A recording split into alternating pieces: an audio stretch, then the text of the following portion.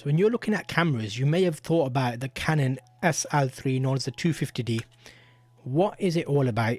Is it a good camera? You know what? It's probably one of my favorite starting cameras for DSLR photography and video and live streaming. You know, you don't see this camera a lot because half the time it's in front of me recording me. So since I've changed my setup slightly, the last 5 months or so have been, all the videos have been recorded with this camera. It's simply been live streaming and recording video for me all the time. I thought I'll do a little change up. The camera you're looking at right now is the your focus needs more focus. The Canon G7X Mark III is the camera that you're seeing me on. It's set on its widest option, which is like 24mm equivalent. It's at 1.8 and 200 ISO. But the moral of the story is here, it's closer to me, so it's not as pleasing as this camera when I set it further away and it gives you like really nice background blur. What lenses can you get for the EOS 250D? Right now I have a cheap Yongnuo lens on there. It's not the best lens for video. It makes loads of noise when it's focusing, but for photo it's actually quite decent. So consider that as a cheap lens at $120-ish. Yongnuo 35mm EF mount. That's number one. If you want to do video work with this camera, you want something with a low aperture. 2.8 is a nice aperture lens. Let's plug that on there.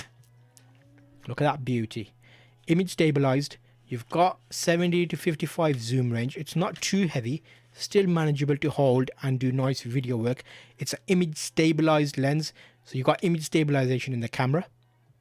If you use a high mode, it crops the video, but if you use it standard, you've got a little bit extra stabilization, and that camera is actually quite nice for vlogging. If you've got a cameraman, which I tend to have when I'm out and about, but if you're doing that, that's quite intense. Let me show you. That's quite a big camera. So it might not be the best option, but do think about it. With that lens, it actually makes a big difference, because you've got you look as nice, smooth. It's not loud. Let me show you. So when you're doing video, you can't really hear it in the video. If you've got a wireless mic system, then you're even better. You've got your flip out screen, so you've got everything you need to have to give you nice, steady, smooth footage. And that looks massive.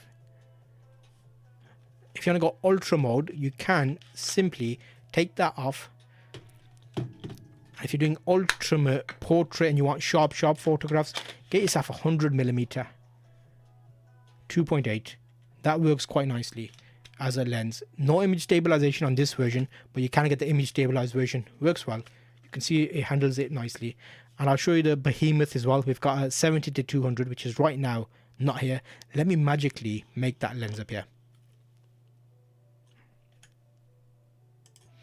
So as if by magic, we have got the bigger lens on there. Obviously the body will look tiny in comparison here because that's a small body. However, the lens will get you all those shots that you're not sure you can get. 70 to 200, 2.8 is a great lens for overall options. It's got image stabilization. You're going to get all the shots that you didn't think you're going to get because you're too far away. It actually, the camera is probably a bit too small, but you'll be amazed how well the small cameras, crop sensor cameras, do perform with these lenses. It is the lens that makes the camera, so it's worth thinking about. So that there is a quick look at a few options. I have not shown you another lens, which would be something that people could probably easily get. That is in the range of like $2,000-3,000 depending on the version you get of it. If it's a version 3, if it's image stabilized, and if it's a 2.8, you can go down the lines of 24-70 2.8.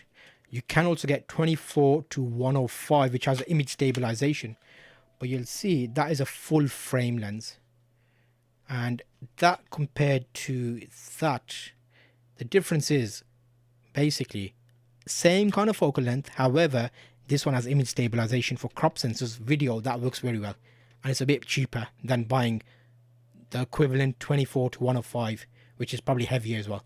So consider that. Definitely a few options there to help you with finding the right lens for your camera, especially if you've got an SL2. These lenses will all fit, and if you upgrade, a lot of these work on full frame cameras apart from the 17 to 55 2.8. So keep that in mind. Hopefully that helps you. I have got a few videos about the sl3 250D, so make sure you check that there, and I'll see you on that video.